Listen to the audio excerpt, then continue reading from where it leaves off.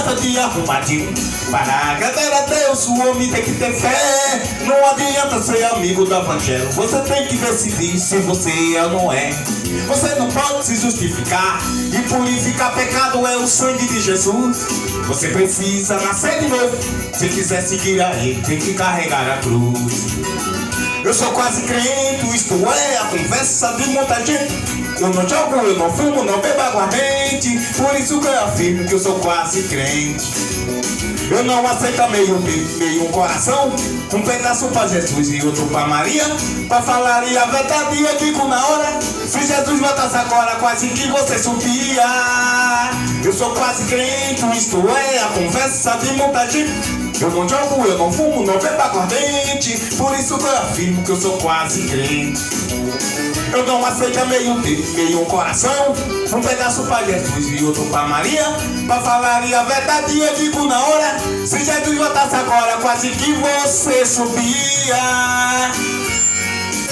Mas aqui é diferente, aqui todo mundo é crente. Eita, povo de Deus, aleluia!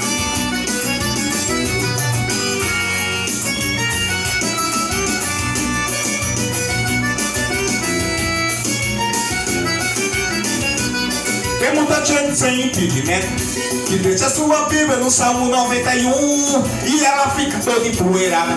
Sua Bíblia abandonada não vai dar poder algum. Porém o crente que é vencedor, ele leva em devoção e faz do jeito que eu fiz. Eu escondi a santa palavra dentro do meu coração pra não pegar contra ti. Eu sou quase crente, isto é a confessa de muita gente. Eu não jogo, eu não fumo, não bebo aguardente. Por isso que eu afirmo que eu sou quase crente.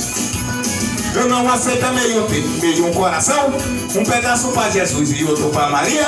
Pra falar a verdade eu digo na hora. Se Jesus voltasse agora, quase que você subia. Eu sou quase crente, isto é a confessa de muita gente. Eu não jogo, eu não fumo, não bebo aguardente. Por isso que eu afirmo que eu sou quase crente.